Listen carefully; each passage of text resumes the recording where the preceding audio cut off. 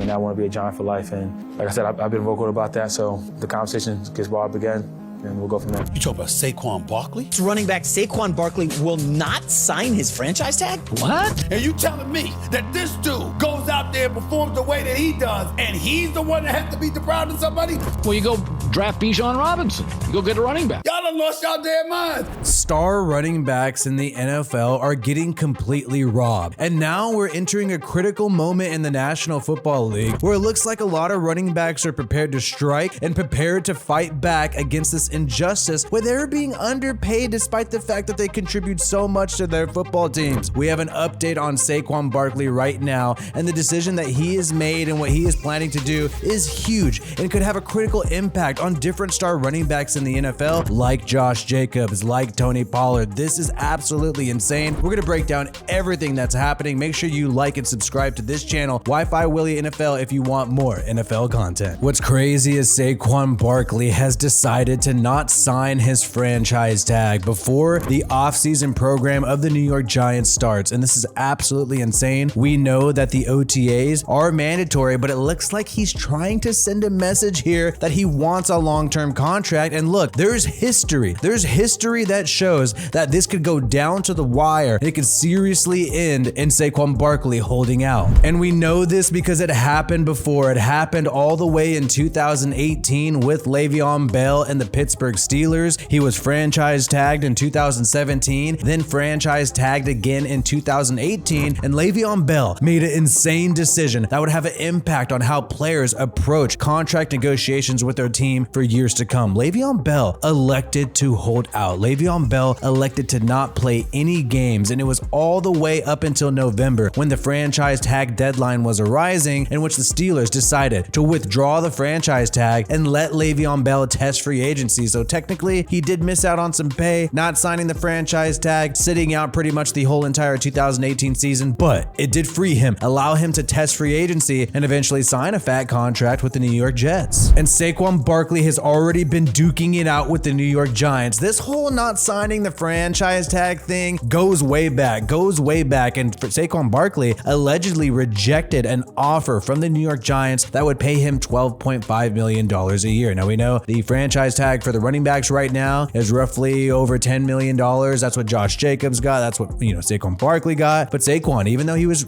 offered this contract, he said no. He said no because he knows what he's worth and he knows he's a dynamic player. Even different than Josh Jacobs. I mean, this guy receives the football, gets targets as a receiver much more often than some of these other running backs in the NFL. Now, this specific offer was offered to Saquon Barkley during the bye week of the 2022 season. But the former number 2 overall pick in the 2018 draft elected to say no. And now we're reaching a tipping point where this guy won't even sign his franchise tag before the offseason program starts. And some people are saying, hey, this isn't a big deal. You got Deadspin saying, oh, they're trying to create unrest. This is not a big deal. It's just OTAs. Look, if this news is getting out here, that means that Saquon Barkley's people are wanting to send this message to the Giants, coupled with the fact that he already rejected a contract mid-season last year. Now he's letting them know, hey, I'm not signing this franchise tag. And the Giants owner had said previously that he hopes that, Saquon Barkley can be a Giant for his entire career. Well, there's a way to do that, and there's a way to solve that, which is if you pay the guy. But the owner of the Giants also had this comment where he said the running back market is what it is right now, but I'm hopeful at some point we'll come to an agreement. Basically saying, hey, Saquon, I'm not paying you more than what some of these other guys in the NFL are making right now. And not only running backs, but you've seen an unprecedented amount of players being unable to get paid this upcoming free agency. You have people complaining about it. You had Juan Thornhill complain about it on Twitter. People are not even getting 2-year deals. And then when you look at running backs that are available right now, at the top of the list, you have Kareem Hunt available, Leonard Fournette, the former Buccaneer, available. Ezekiel Elliott is still available right now. Mark Ingram, obviously he's an older veteran. Jerick McKinnon, the Chiefs' former running back, he's available. Latavius Murray, he's still a decent back, along with Kenyon Drake, was able to get some production on the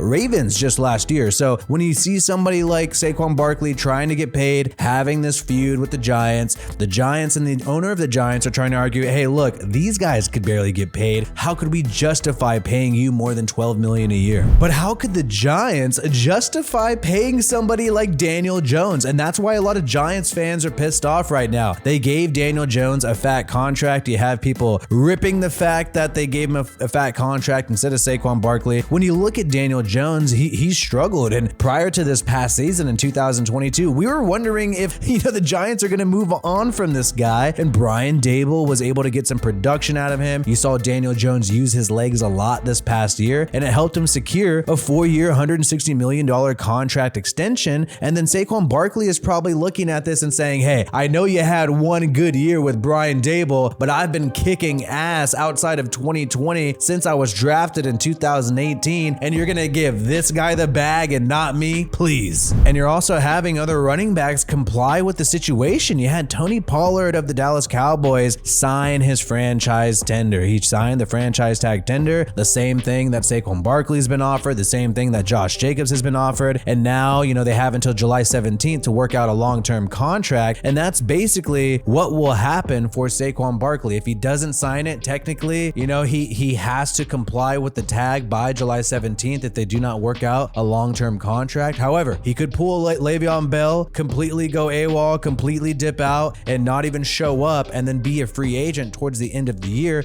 That is totally a possibility for Saquon Barkley, but does he really want to leave $10 million on the table and not accept that? Tony Pollard saw that $10 million and said, hey, I think I'm going to accept that. But Saquon Barkley saying no shows that there's a domino effect that's about to happen where players are going to fight back. We know with Josh Jacobs, the man who was the #1 running back in the NFL last year, after the Raiders refused to exercise his 5th-year option, he went out there, freaking took the risk, balled out, and became the #1 running back in the NFL. And now contract negotiations between him and the Raiders have stalled. There's been nothing. There's been no movement here. And we don't know if Josh Jacobs is going to sign his franchise tag either. He also said that if you want me to be the hero on the team, you're going to have to pay me like the hero. He's been making tons of comments saying that he is not going to disrespect himself, even though he wants to be a Raider. And it seems like Saquon Barkley is also saying he is not going to disrespect himself. We also have Chargers running back Austin Ekeler saying that it was like a punch in the face when the Chargers wanted to end and no longer talk about contract negotiations with Austin Ekeler. He has 1 year left on his deal, and he felt completely disrespected.